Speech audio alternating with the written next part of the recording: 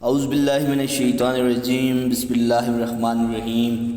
میں ہوں آپ کا اردو ٹیچر وقاص اعظم اور آپ کو Noor school and college Google classroom میں خوش آمدید کہتا ہوں۔ عزیز طلبہ، ہم سفرنامہ شیراز اور کنارے آب رکن آباد وغیرہ پڑھ رہے ہیں۔ اس سے پہلے ہم نے پڑھا کہ مصنف کی شیخ سعدی کے مزار پر کیفیت کیا تھی۔ مصنف جب شیخ سعدی کے مزار پر گئے تو اشکوں کا ایک سیلاب تھا جو ان کی آنکھوں سے رواں تھا۔ پھر اس کے بعد شیخ سعدی سے دیرینہ رفاقت اور دوستی۔ شیخ سعدی سے مصنف کہتے ہیں کہ ہماری بہت پرانی رفاقت اور دوستی ہے۔ ہمیں وہ وقت بھی یاد آ رہا ہے جب ہم نے پہلی بار شیخ سعدی رحمۃ اللہ علیہ کی گلستان کی حکایت پڑھی تھی، درباب شاہاں جس کا نام تھا، اور پھر ہم نے اور بھی مختلف ان کی حکایتیں پڑھی ہیں اس میں۔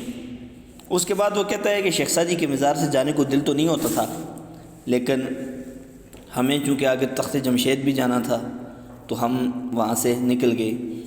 یادگار کے لیے ہم نے دیکھا کہ باغ میں سے کوئی پھول توڑ لیں، لیکن موسم خزاں کا تھا۔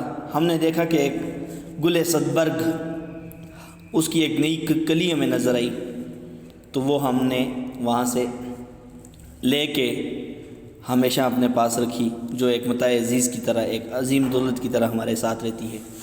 شیخ سعدی کے بعد ہماری اگلی منزل مسجد وکیل تھی، اور جہاں پہ نادر شاہ کی وفات کے بعد کریم خان رند جو ہے اس نے حکومت کی۔ شیراز میں کریم خان رند کی حکومت ایسی آئی کہ وہ ایک عظیم شخص اور نیک نفس شخص تھا اور رعایا دوستی سے سرشار تھا۔ اس نے جب وہاں کی بادشاہت سنبھالی تو اس نے ایک لقب لینے سے بھی انکار کر دیا کہ میں بادشاہ نہیں ہوں بلکہ وکیل اور رعایا ہوں، اور اس کے بادشاہت سنبھالنے کے بعد ہی شیراز کے بھاگ جاگے، نصیب جاگے، اور وہاں پہ بڑی ترقی ہوئی، اور اس نے ایک خوبصورت مسجد وکیل بنوائی۔ پھر دروازہ قرآن ہے وہاں پہ۔ مصنف کہتے ہیں کہ دروازہ قرآن کی طرف ہم نکل پڑے۔ دروازہ قرآن جو ہے، پرانے زمانے میں شیراز کے ارد گرد کئی دیواریں اور دروازے ہوا کرتے تھے، ان میں سے یہ ایک ہی ابھی باقی ہے، اور دروازہ قرآن اس کو اس لیے کہا جاتا ہے کہ اس کے اوپر برکت کے لیے ایک قرآن کا نسخہ رکھا جاتا تھا، جو آج کل تہران کے عجائب گھر میں ہے، میوزیم میں ہے۔ اور اس دروازے کے نیچے جو سڑکیں جاتی ہیں وہ ایک اصفہان کو جاتی ہے اور ایک تخت جمشید کو جاتی ہے۔ پھر اس کے بعد منصور ایک ٹیکسی ڈرائیور ہے جس کے ساتھ یہ لوگ سفر کرتے ہیں۔ اس کا دعویٰ تھا کہ اس کو انگلش بہت اچھی آتی ہے، لیکن مصنف کہتے ہیں کہ اس کو ایک یس کا لفظ آتا تھا، اس کے علاوہ کچھ بھی نہیں آتا تھا۔ اس کا یہ دعویٰ جو ہے وہ منصور ابن خلاج کے دعوے سے بھی زیادہ مبالغہ میز تھا۔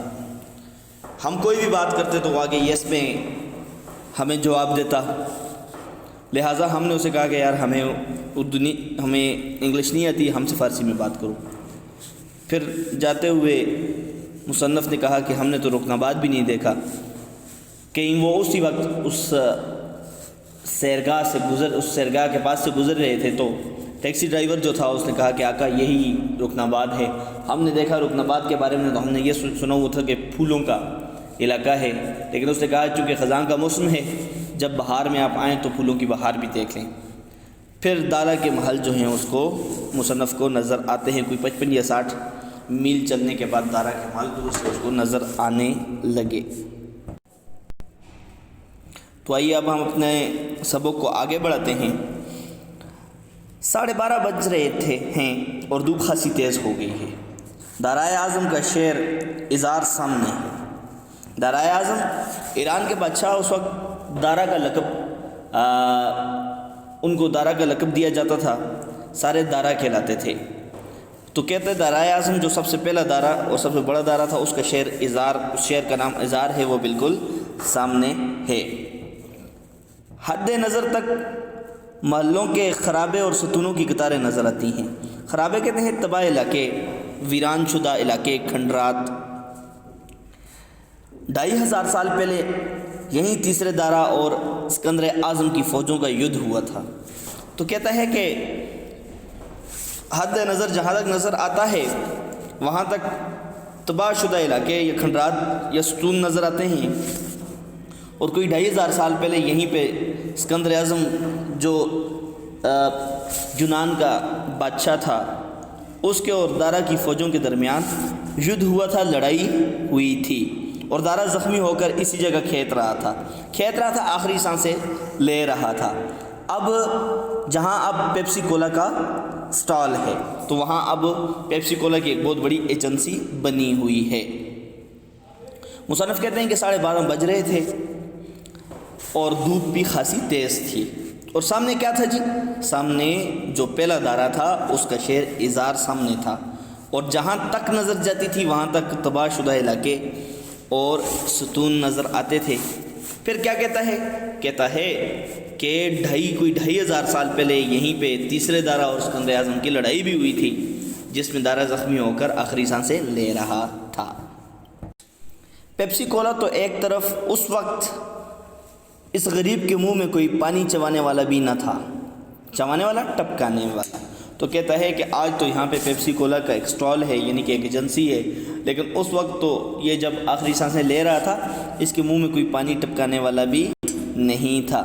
یہ جو امریکی ایمبولینس یہاں کھڑی ہے بہت بعد پہنچی، اور شیراز کا مشہور نمازی اسپتال بھی کوئی 2,500 سال دیر سے بنا ہے۔ تو مصنف کیا کہہ رہے ہیں؟ مصنف کہہ رہے ہیں کہ پیپسی کولا کی کا سٹال یا پیپسی کولا کی ایجنسی تو دور کی بات ہے، اس وقت جس وقت یہ آخری سانسیں دارا جو ہے آخری سانسیں لے رہا تھا اس کے منہ میں کوئی پانی چوانے والا یعنی کہ ٹپکانے والا بھی نہیں تھا۔ اور ایک اسپتال کا ذکر ہوا، نمازی اسپتال، آپ تصویر میں دیکھ سکتے ہیں کہ یہ نمازی اسپتال ہے، اس کا ذکر کیا ہے، اس کے پاس ہی کوئی ایمبولینس بھی کھڑی ہے۔ کہتا ہے کہ یہ بھی کوئی 2,500 سال بعد بنا ہے، اگر اس وقت ہوتا تو کم از کم اس کو وہاں پہ جا کر اس کا علاج کر دیا جاتا، لیکن افسوس کہ یہ نمازی اسپتال جو ہے بہت بعد میں بنا ہے۔ پھر مصنف کیا کہتے ہیں؟ کہتے ہیں کہ دارا سے بھی ہماری ملاقات پرانی ہے، اس زمانے میں ہم اسکول کی ابتدائی جماعتوں میں پڑھتے تھے۔ اسکندر اعظم کے ہاتھوں دارا کی شکست اور تباہی کا حال پڑھ کر چندہ افسوس نہ ہوا تھا، بالکل افسوس ہمیں نہ ہوا تھا، کیونکہ اسکندر اعظم کو ہم مسلمان سمجھتے تھے۔ اب کیا کہہ رہا ہے جی؟ دارا سے ملاقات کیسے ہے مصنف کی بہت پرانی، یعنی کہ وہ کہتا ہے کہ ہم نے دارا کے بارے میں بہت پہلے پڑھ چکے ہیں، اس لیے ہماری ملاقات پرانی ہے، ہم اس سے واقف تھے۔ ہم نے اپنے زمانے کی ابتدائی کلاسز میں شروع کی کلاسز میں یہ پڑھا ہے کہ اسکندر اعظم کے ہاتھوں جو ہے وہ دارا کو شکست ہوئی تھی، اور اس کی تباہی کا حال پڑھ کر ہمیں بالکل بھی افسوس نہیں ہوا تھا، کیونکہ ہم اسکندر اعظم کو وہ کہہ رہے مسلمان سمجھتے تھے۔ اسکندر اعظم پر ہی کیا موقوف ہے؟ موقوف ہے، انحصار ہے، دار و مدار ہے۔ جتنے ناموں میں فی، کاف، غین، زوئے وغیرہ آئیں وہ ہندو تو بہرحال نہیں ہو سکتے تھے۔ مثلا فیلکوس، ارسطو، افلاطون، فیثاغورس، سقراط، بقراط، اور ان دنوں ہمارے نزدیک قومیں فقط 2 تھیں، ہندو اور مسلمان۔ تو کیا کہہ رہا ہے جی اب کہ ہم اسکندر اعظم کو کیا سمجھتے تھے؟ مسلمان سمجھتے تھے۔ اب اسکندر اعظم پہ کیا موقوف، یعنی کہ کیا انحصار، کیا موقوف، کیا دار و مدار کے جتنے ناموں میں بھی فے، کاف، غین، زوئے آتا تھا ہم ان سب کو بہرحال مسلمان سمجھتے تھے، وہ ہندو نہیں ہو سکتے تھے۔ مصنف سب سے پہلے فیلکوس کی بات کرتے ہیں۔ فیلکوس جو ہے وہ اسکندر اعظم کا باپ تھا اور یونان کا بادشاہ تھا۔ پھر اس کے بعد ارسطو کی بات ہو رہی ہے۔ ارسطو جو ہے وہ یہ اسکندر اعظم کا استاد اور وزیر اعظم تھا، یونان کا یہ بڑا حکیم اور افلاطون کا یہ شاگرد تھا۔ اس نے طب کے مدرسے کی بنیاد ڈالی اور 384 قبل مسیح میں 61 سال کی عمر میں وفات پائی۔ آپ دیکھ سکتے ہیں کہ یہ ارسطو کی تصویر بھی کوئی خیالی تصویر ہے جو آپ کے سامنے ہے۔ اور پھر اس کے بعد افلاطون کی بات آتی ہے، افلاطون کا ذکر آتا ہے۔ افلاطون یہ ارسطو کا استاد اور سقراط کا شاگرد تھا۔ اس نے الہیات کے مسئلے پر بہت سے رسالے لکھے۔ اس کا نظریہ حیان بہت مشہور ہے، جس میں اس کا خیال ہے کہ یہ دنیا جو حواس خمسہ سے محسوس ہوتی ہے حقیقی نہیں ہے، اس کے دماغ میں خیالی دنیا کا تصور ہے جسے وہ حقیقی دنیا سمجھتا ہے۔ پھر اس کے بعد اس نے فیثاغورس کا نام لیا۔ فیثاغورس جو ہے وہ ایک ریاضی دان تھا، حساب کتاب کا ماہر تھا، اور یہ بھی ایک سائنسدان تھا اور حکیم تھا۔ سقراط کی بات ہوئی۔ سقراط ایک بہت بڑا حکیم تھا۔ آپ تصویر میں سقراط کو دیکھ سکتے ہیں۔ سقراط کے بارے میں یہ ایک بہت بڑا حکیم تھا اور ایک فلسفی بھی تھا۔ اس پیالے میں زہر تھا ہی نہیں، ورنہ سقراط مر گیا ہوتا۔ سقراط افلاطون کا استاد تھا، چونکہ یہ اپنے زمانے کے لوگوں اور ملاؤں کے خلاف باتیں کرتا تھا اور بحث میں ان کو ہرا دیتا تھا، اس لیے اس زمانے کے جج اکٹھے ہوئے اور اسے زہر کا پانی پلا کر مار دیا۔ اور پھر مصنف نے بقراط کی بات کی۔ پھر اس کے بعد مصنف نے بقراط کا ذکر کیا۔ بقراط جو ہے ایک مشہور حکیم یونان کا رہنے والا تھا۔ اس نے عام طبی مسائل کو کتابی صورت میں جمع کر کے اس فن کو دنیا میں عام کر دیا تھا۔ تو مصنف نے ان لوگوں کے نام ان کا ذکر کیا، اور وہ یہ کہنا چاہتے ہیں کہ جن ناموں میں یہ والے لفظ آ جائیں ان کو ہم غیر مسلم نہیں سمجھتے تھے، ہماری نظر میں وہ کیا ہوتے تھے؟ مسلم ہوتے تھے۔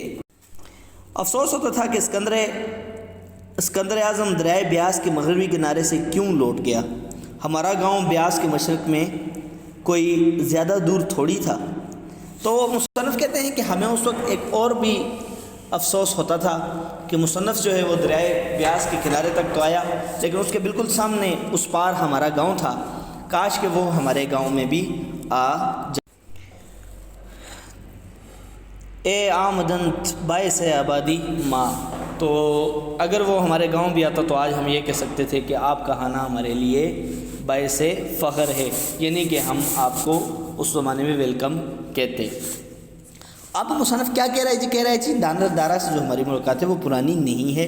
ہم جب اسکول کی ابتدائی کلاسوں میں پڑھتے تھے تو اسکندر اعظم کے ہاتھوں دارا کی شکست کا حال اور تباہی ہم نے پڑھ کر ہمیں بالکل بھی افسوس نہیں ہوا تھا، کیونکہ اسکندر اعظم ہماری نظر میں کیا تھا؟ مسلمان تھا۔ پھر اس نے مختلف حکیموں فلاسفروں کے نام لیے کہ ان کے نام میں یہ والے الفاظ آتے تھے، تو ہمارے خیال میں یہ والے لوگ ہماری نظر میں مسلمان ہی تھے، اور قومیں صرف دو تھی، ایک ہندو تھے اور ایک مسلمان تھے۔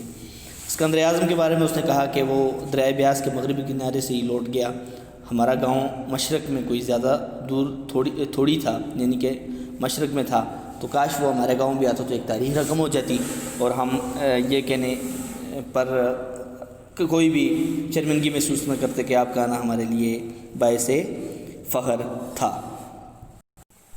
یہ جو چٹانوں کا سلسلہ تخت جمشید کے پس منظر میں نظر آتا ہے کوہ رحمت کہلاتا ہے۔ دیکھیں سفرنامے کی ایک خوبی یہ بھی ہے کہ ایسا لگے جیسے پڑھنے والا خود یہ سمجھ رہا ہو کہ میں ابھی اس ملک یا اس شہر میں پھر رہا ہوں۔ تو یہ کیا کہہ رہے ہیں؟ دیکھیں یہ جو جیسے ایسا لگتا ہے یہ بالکل ہمارے سامنے ہے، یہ جو چٹانوں کا سلسلہ ہے، یعنی کہ بڑی بڑے پہاڑوں کا سلسلہ ہے، اس کو مصنف کہتے ہیں کہ وہ کوہ رحمت کہتے ہیں۔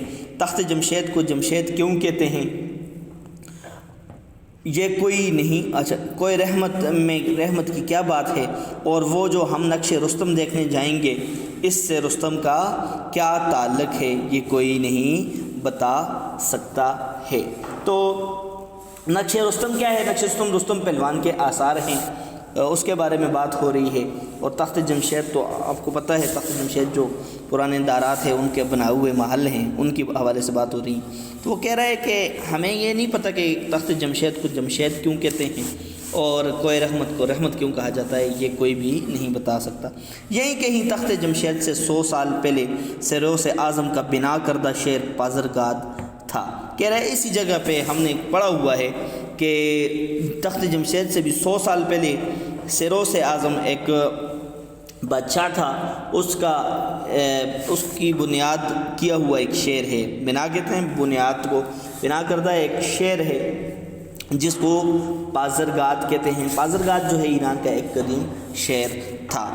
اور انہی نواحات میں استخر کی آبادی بھی ہے۔ استخر یہ بھی ایران کا ایک قدیم شہر تھا، آبادی تھی۔ استخر تو عہد اسلام میں کئی صدیوں تک مشہور رہا۔ عہد اسلام میں اسلام کے دور میں کہتا ہے کہ کئی عرصے تک، کئی صدیوں تک وہ مشہور رہا۔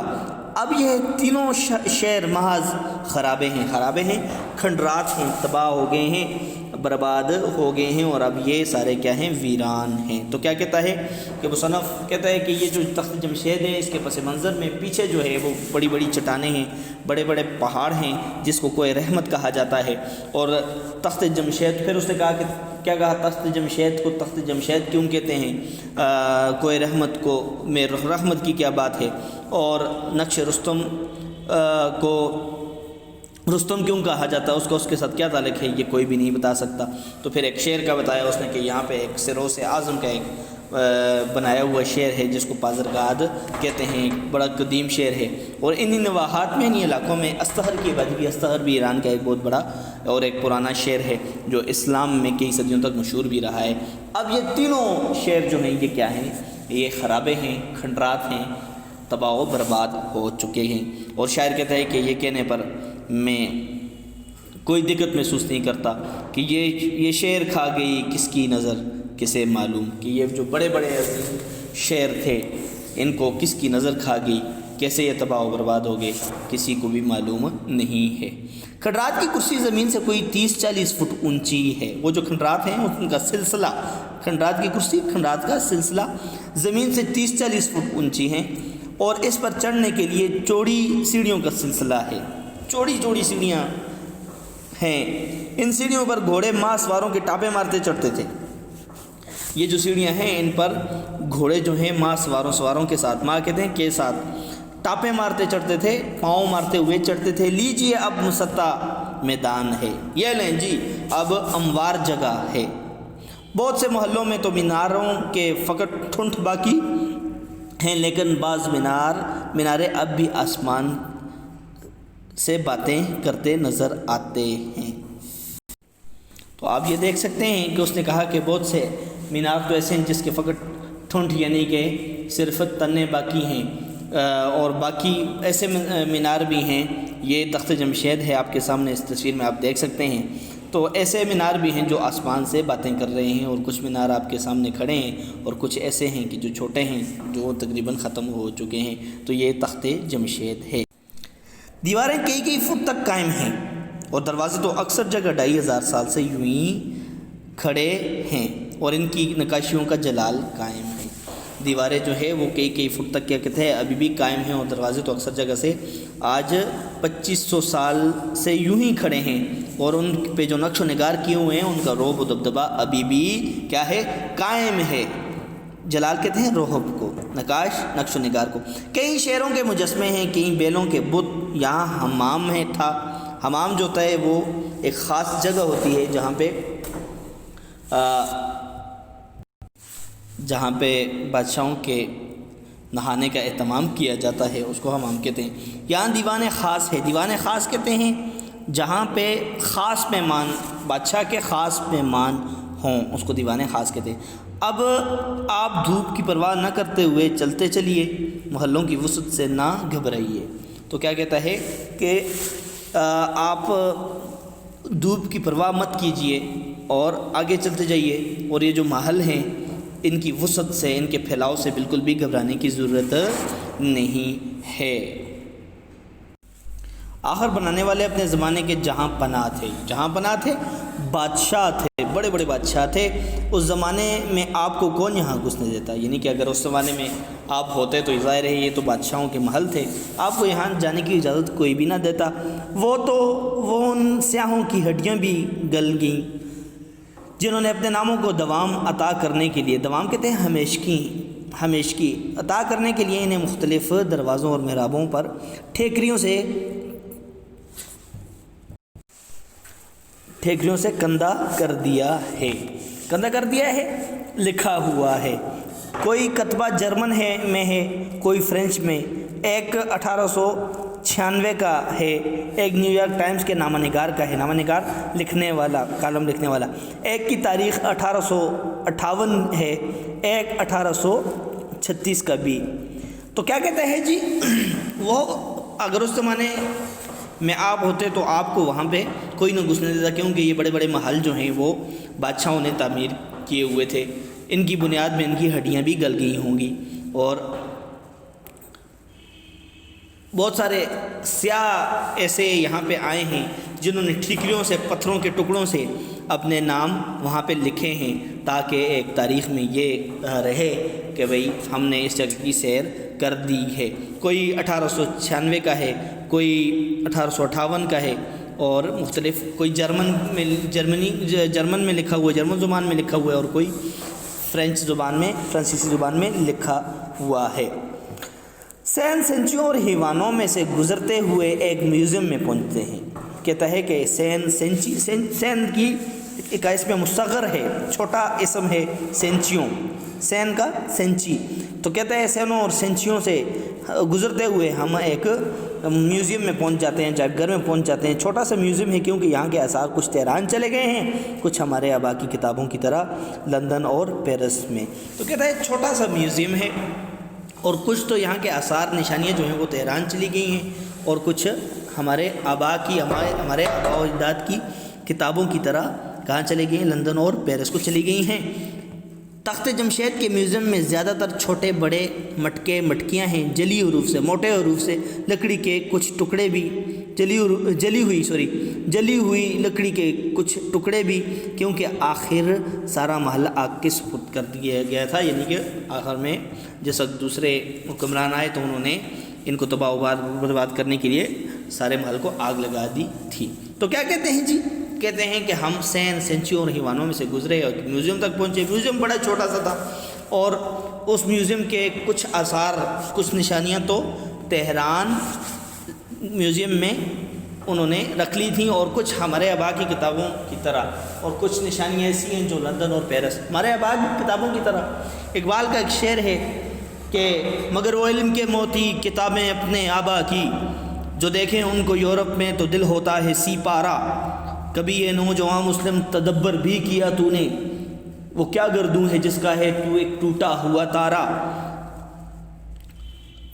تجھے آبا سے اپنی کوئی نسبت ہو نہیں سکتی، کہ تو گفتار وہ کردار، تو ثابت وہ سیارہ، یعنی کہ ہمارے آبا کی، ہماری جو اپنی کتابیں تھیں وہ ساری آج بھی مشرق اور آج بھی مغرب میں پڑھی ہوئی ہیں، مغرب کی لائبریری میں پڑھی ہوئی ہیں، جن کو پڑھ کر وہ رہنمائی حاصل کر رہے ہیں، اور ہم نے اپنے ورثے کو بلا دیا ہے۔ تو کہتا ہے پھر اس کے بعد کہ تخت جمشید جو ہے اس کے میوزیم میں تھوڑے مٹکے رکھے ہوئے ہیں، جلی ہوئی لکڑیاں رکھی ہوئی ہیں، اور یہ ٹکڑے چونکہ وہ اس محل کو آگ کے سپرد کر دیا گیا تھا، اس لیے ٹکڑے بھی ہیں، کیونکہ وہ جلی ہوئی لکڑی کے ٹکڑے بھی ہیں کیونکہ اس محل کو جلا دیا گیا تھا۔ تخت جمشید میں سب سے رفیع الشان محل تو دارا کا ہے۔ رفیع الشان بڑا اونچا اور عظمت والا محل جو ہے وہ دارا کا ہے۔ دوسرے نمبر پر اس کے جانشین خرخشاس اول کا ہے، ست ستون محل اس کا نام ہے، اور دوسرے نمبر پر جو بہترین محل ہے وہ خرخشاس جو اس کا جانشین تھا، جو اس کا ولیعہد تھا، اس کا محل ہے، جس کو ست ستون محل بھی کہا جاتا ہے، کا نام ہے۔ اور اس کا نام کیا ہے ست ستون محل؟ اس کا نام اپا دانا ہے، جس کو داریوش اول نے شروع کیا اور پھر اس کے بیٹے نے مکمل کیا ہے، جس کو دارا اول نے شروع کیا اور اس کا بیٹا جو ہے خرخشاس جس کو کہتے ہیں اس نے اس کو مکمل کیا۔ یاد رہے کہ اسکندر اعظم سے لڑتے ہوئے جو شہنشاہ مارا گیا وہ دارا نام کا تیسرا بادشاہ تھا۔ میں نے آپ کو پہلے بھی کہا کہ اس وقت ایران کا جو بھی بادشاہ ہوتا تھا اس کو دارا کہا جاتا تھا، اور پھر مصنف خود کہہ رہے ہیں کہ اس بات کو یاد رکھو کہ دارا نام کا جو تیسرا بادشاہ اسکندر اعظم کے ہاتھوں مارا گیا تھا وہ تیسرا دارا تھا۔ اسی طرح کئی بہرام ہوئے، کئی جانشین ہوئے اور کئی خرخشاس۔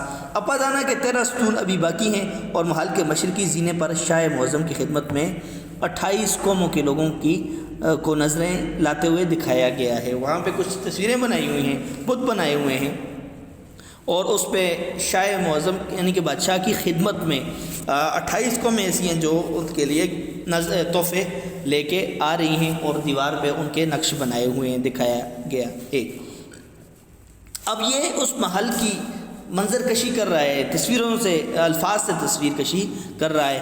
اس کے پہلو میں دارا کا پرائیویٹ محل ہے جو تکارا کہلاتا ہے۔ پرائیویٹ محل ہے یعنی کہ جہاں پہ دارا اور اس کی بیوی رہتے تھے، اور اس کا نام کیا ہے؟ تکارا ہے۔ اور اس کے دروازے پر شاہ کے ایک عفریت سے لڑنے اور اس کے سر میں تلوار بھونکنے کی تصویر مرتسم ہے لگی ہوئی ہے۔ تو کیا کہتا ہے جی کہ اس کے اور اس کے دروازے پر ایک شاہ کے عفریت یعنی کہ اس کے جن سے، دیو سے، شیطان سے لڑنے کی ایک تصویر بھی ہے، جس میں بادشاہ جو ہے وہ اس کے سر میں تلوار مرتسم ہے، بھونکنے کی تصویر مرتسم ہے، لگی ہوئی ہے، تلوار مار رہا ہے، اور تصویر جو ہے وہ دیوار پہ لگی ہوئی ہے۔ بادشاہ کی داڑھی اور کپڑوں میں جواہر ٹکے تھے، لگائے ہوئے تھے۔ جواہر خزان مطلب موتی، پتھر، مہنگے ترین پتھروں کی بات ہو رہی ہے۔ اب فقط سوراخ باقی ہیں، اب وہاں پہ اس جگہ پہ سوراخ ہوئے ہوئے ہیں۔ اس طرح ایک نجی محل خرخشاس اول کا بھی، پھر ایک ملکہ کا محل جس میں خدام خادم کی جمع ہے اور نوکروں کو کہا جاتا ہے، اور لونڈیوں کے لیے حجرے ہیں۔ جو عمارت میوزیم کی ہے وہ پہلے استقبال گاہ تھی۔ اب جو عمارت میوزیم کی ہے وہ پہلے استقبال گاہ تھی، وہاں پہ لوگوں کا استقبال کیا جاتا تھا، اب اس کو میوزیم بنا دیا گیا ہے، یعنی کہ عجائب گھر بنا دیا ہے۔ تو کیا ہے جی؟ وہ کہتا ہے کہ تخت جمشید میں سب سے جو اونچا محل ہے اور شاندار محل ہے وہ دارا کا ہے۔ پھر اس کے بعد اس کا بیٹا جو ہے اس کا محل ہے خرخشاس اول، جس کا نام اپادانہ ہے، اور جس کو دارا نے شروع کیا تھا اور اس کے بیٹے نے مکمل کیا۔ یاد رہے کہ اسکندر، پھر اس نے کہا کہ یہ یاد رکھنا کہ اسکندر اعظم سے دارا لڑتے ہوئے مرا تھا، وہ تیسرا دارا تھا۔ اس طرح کئی جانشین بھی گزرے، کئی بیٹے بھی اور کئی بادشاہ گزرے، اور یہ جو اپادانہ ہے یہ 13، اس میں بھی ابھی تک 13 ستون باقی ہیں۔ پھر وہ کہہ رہے کہ شاہ معظم کی خدمت میں محل کے مشرقی زینے پر، سیڑھیوں پر شاہ کے لیے بہت ساری قوموں کو تحفے لاتے ہوئے دکھایا گیا ہے۔ پھر اس کے بعد دارا کا ایک پرائیویٹ محل ہے جو تکارا کہلاتا ہے، جس میں وہ اور اس کی بیوی رہتے تھے۔ پھر ایک تصویر نظر آ رہی ہے کہ بادشاہ جو ہے ایک جن سے لڑ رہا ہے، اور وہ تصویر دیوار پہ مرتسم ہے یعنی کہ لگی ہوئی ہے، اور بادشاہ کی داڑھی میں جواہر بھی نظر آ رہی ہیں، اب وہاں پہ صرف سوراخ ہیں۔ تو کہتا ہے اس طرح کئی اس طرح نجی محل خرخشاس اول کا بھی ایک ہے، جس طرح دارا کا ہے، اس میں کئی خدام لوڈیوں کے حجرے بھی ہیں، اور یہ جو میوزیم کی عمارت ہے یہ پہلے استقبال گاہ ہوا کرتی تھی، اب اس کو میوزیم بنا دیا ہے۔ تو عزیز طلبہ یہ تھا ہمارا آج کا لیکچر۔ اب ہم اس لیکچر کے اہم نکات پر نظر ڈالتے ہیں کہ مصنف کا تخت جمشید پہنچتا، مصنف جیسے ہی تخت جمشید پہنچتا ہے تو وہ دور سے ہی کہتا ہے کہ وہ آخر آ گیا نا تخت جمشید۔ پھر تخت جمشید کا منظر پیش کر رہے ہیں کہ تخت جمشید کے باہر ایک نمازی اسپتال بھی ہے۔ ہمارے دماغ میں وہ بات بھی آئی کہ جب اسکندر نے تخت دارا کے ساتھ لڑائی کی تو وہاں پہ دارا جو ہے وہ کھیت رہا تھا، آکسیجن سے لے رہا تھا، اور یہیں پہ آپ پیپسی کولا کا سٹال بھی ہے، پہلے یہاں پہ وہ سٹال نہیں تھا، اور ایک نمازی اسپتال بھی ہے جس کی تصویر بھی میں نے اس لیکچر میں آپ کو بتائی۔ کاش کہ اس وقت ہوتا تو دارا کی جان بچ سکتی تھی۔ پھر اس نے کہا کہ دارا سے ہماری واقفیت جو ہے وہ بہت پرانی ہے، اور اس تخت سے بھی اور پھر وہ تخت سے جڑی تاریخ کو بیان کرتا ہے جس میں اسکندر اعظم اور دارا لڑتے بھی ہیں۔ پھر وہ کہتا ہے کہ دارا سے ہماری واقفیت جو ہے وہ بہت پرانی ہے، ہم نے بچپن میں کتابوں میں پڑھا تھا کہ دارا کو جو ہے اس طرح سے مارا گیا تھا، اور اس کی اس تباہی کا حال سن کر ہمیں بالکل بھی افسوس نہیں ہوا تھا، کیونکہ ہم اس وقت سکندر کو مسلمان سمجھتے تھے۔ پھر اس نے کہا کہ جس لفظ میں فے، کاف، غین، زوئے آ جاتا تھا ان کو قطعاً غیر مسلم نہیں سمجھتے تھے، اور قومیں ہمارے خیال میں صرف 2 ہوا کرتی تھیں، اور ایک ہندو اور ایک مسلم۔ پھر اس کے بعد یہ اس نے تاریخ بیان کی۔ پھر اس نے مختلف بادشاہوں کے بارے میں بتایا کہ وہ جو جگہ ہے وہاں پہ دارا اول تھا، پھر خرخشاس تھا، پھر اس طرح کئی بحرام بھی گزرے اور ان کے محلوں کی تصویر کشی بھی کی گئی، اور دارا کا محل جو ہے اس کی تصویر کشی کی گئی لفظوں سے کہ یہ وہاں پہ اس کا حمام تھا، اس طرح اس کا ایک پرائیویٹ محل تھا، کچھ دیوان تھے۔ تو یہ ساری باتیں ہم نے آج کے لیکچر میں پڑھی، امید کرتا ہوں آپ کو ضرور سمجھ آئی ہوگی۔ اگر آپ کو سمجھ نہیں آئی تو پھر بھی آپ کمنٹ میں اپنی رائے کا اظہار کر سکتے ہیں۔ ہوم ورک آپ کا یہ ہے کہ آپ نے 3 جملوں کی وضاحت کرنی ہے جو کہ آپ کی مشق میں یا ایکسرسائز میں ہے۔ ایک تو یہ والا کہ ہم نے فاتح کے لیے ہاتھ اٹھائے تو آنکھوں سے اشکوں کا سیلاب رواں تھا، اس جملے کی وضاحت کرنی ہے۔ پھر دوسرا آپ نے اس کی کرنی ہے کہ یہاں کے آثار کچھ تہران چلے گئے، کچھ ہمارے آبا کی کتابوں کی طرح لندن اور پیرس میں، اس جملے کی وضاحت کرنی ہے۔ پھر آپ نے تیسرا یہ ہے کہ آپ نے اس جملے کی وضاحت کرنی ہے، ہم نے نہ زبان سے علاقہ نہ ادب و تہذیب سے نسبت، ایک کیمرہ لٹکایا، میم کو ساتھ دیا، جہاں کی تعریف سنی ادھر سدھارے۔ ان 3 جملوں کی وضاحت آپ نے لکھنی بھی ہے اور یاد بھی کرنی ہے۔ جب آپ آئیں گے تو انشاءاللہ آپ کا ایک پیپر ہوگا، ٹیسٹ ہوگا، تو آپ نے ضرور بھی یاد کرنا ہے۔ اللہ تعالیٰ آپ کا حامی و ناصر ہو۔ اللہ حافظ۔